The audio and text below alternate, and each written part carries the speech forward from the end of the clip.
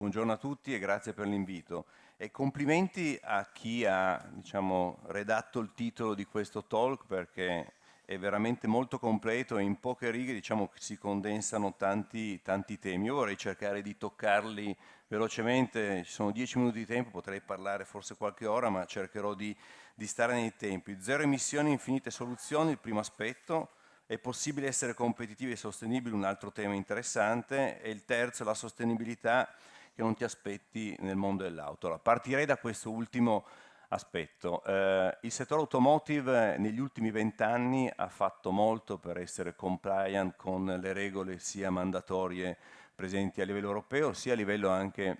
facoltativo, con tantissimi investimenti per cercare di ridurre l'impatto sul territorio, l'impatto sul clima. Do 3-4 numeri giusto per quantificare anche l'impegno della nostra industria. Negli ultimi 20 anni circa i produttori di auto in Europa e anche in Italia hanno ridotto del 15%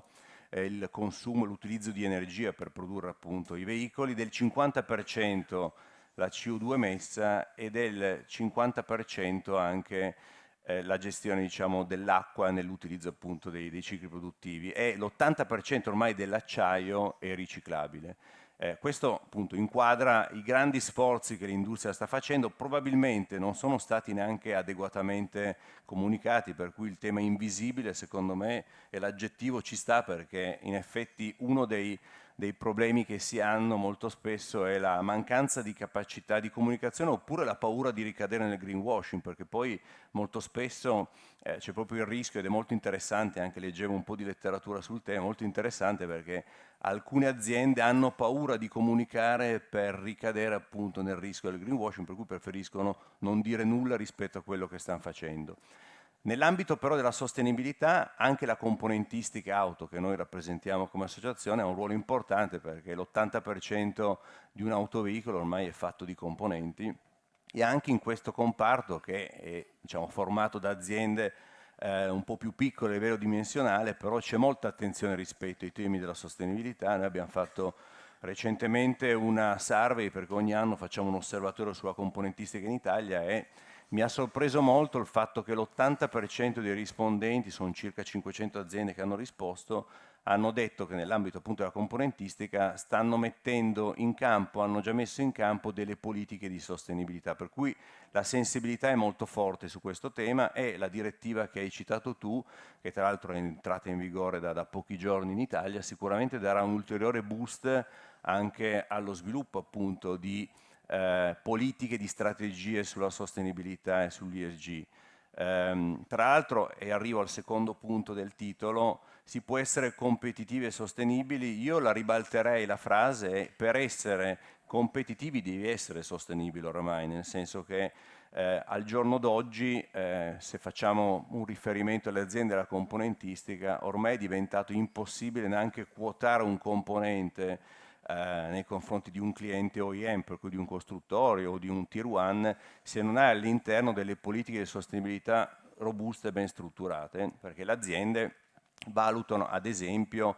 come è stata prodotta l'energia con cui hai prodotto appunto il singolo componente, per cui è un elemento ormai, come dire, mandatorio quello di avere una politica importante sulla sostenibilità se vuoi lavorare con gli OEM, con i Tier 1 e in generale nel mondo automotive del primo impianto. Tra l'altro essere sostenibili significa anche essere nel nostro comparto anche appealing nei confronti della finanza, essere appealing nei confronti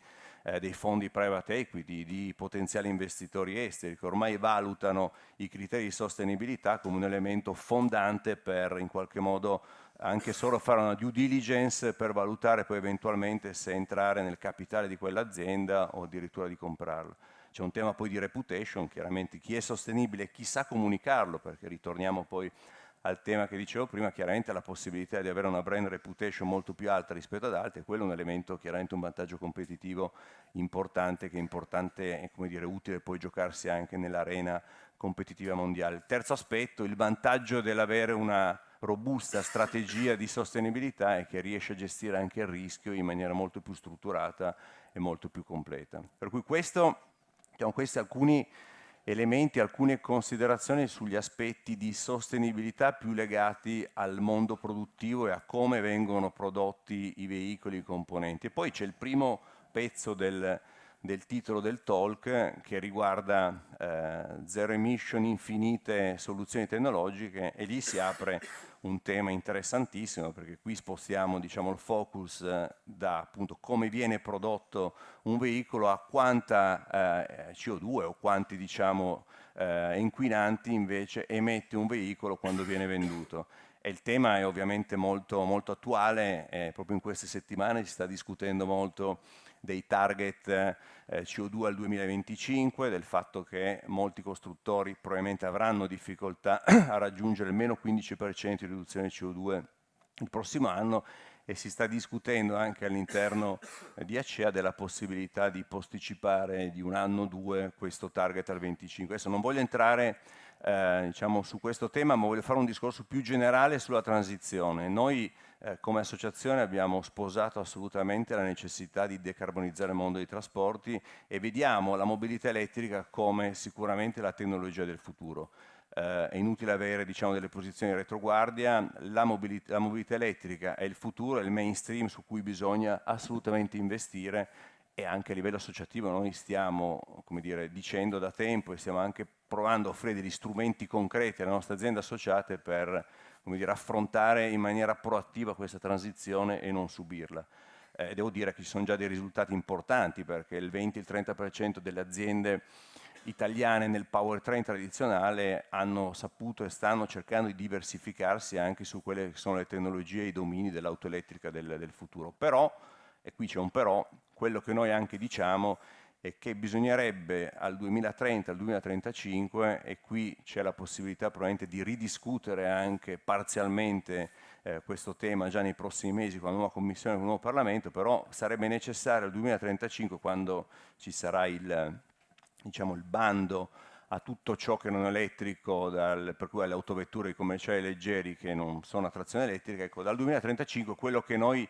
vediamo positivo sarebbe accompagnare e affiancare alla mobilità elettrica anche altre soluzioni tecnologiche in grado ovviamente di contribuire in maniera significativa alla decarbonizzazione. E qui viene fuori il concetto di neutralità tecnologica, che è sempre stato, diciamo, il nostro mantra in questi anni. Però oggi è bene essere molto chiari. Oggi la neutralità tecnologica non è assolutamente soddisfatta nel momento in cui l'unico criterio di calcolo della CO2 è il calcolo allo scarico, per cui oggi abbiamo un calcolo well to wheel, il tank to wheel, per cui quello che esce dal tubo di scappamento viene valutato, e chiaramente l'unica soluzione a oggi che ha zero emission allo scarico è l'auto elettrica e anche fuel cell idrogeno, però quella è una tecnologia che sulle autovetture, diciamo, non è ancora così matura. Quello che noi proponiamo, per dare la possibilità appunto al consumatore anche di scegliere altre opzioni dal 2035, per esempio si parla molto dei fuel sintetici, si parla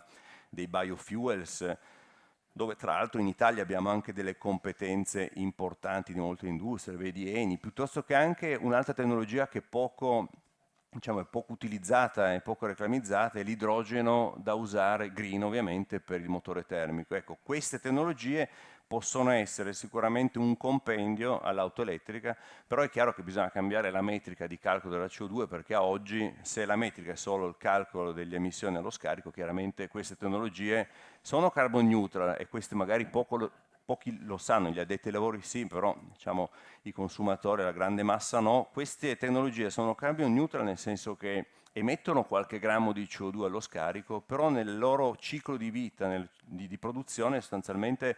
catturano CO2 dall'atmosfera, che poi in qualche modo viene compensata da quei pochi grammi che escono. Per cui noi stiamo lavorando, lavoreremo per cercare di fare di tutto per dotare la nostra filiera per essere pronta e protagonista anche sulla mobilità elettrica nei prossimi anni, ma nello stesso tempo vogliamo anche vagliare e cercare di lavorare appunto per proporre delle altre soluzioni. In un contesto tra l'altro di settore che è molto complicato, perché al di là della transizione noi abbiamo problemi geopolitici, abbiamo un'Europa che ha perso 5 milioni di vetture, diciamo, veicoli in generale prodotti dal 19 a oggi, abbiamo un problema di overcapacity a livello produttivo, abbiamo un problema in Italia ancora maggiore dove i livelli produttivi purtroppo di veicoli sono scesi negli ultimi anni e i primi 7-8 mesi di quest'anno vedono un ulteriore calo, per cui diciamo, le sfide sono sicuramente tante, però ecco, tornando al tema e poi chiudo della sostenibilità, è giusto che al di là diciamo, delle sfide, delle difficoltà, dei constraint che ci sono, le aziende continuino a investire su questo tema perché è sicuramente un tema fortemente competitivo che darà come dire, dei vantaggi anche concreti alle aziende che saranno protagoniste. Grazie. Grazie a Gianmarco Giorda.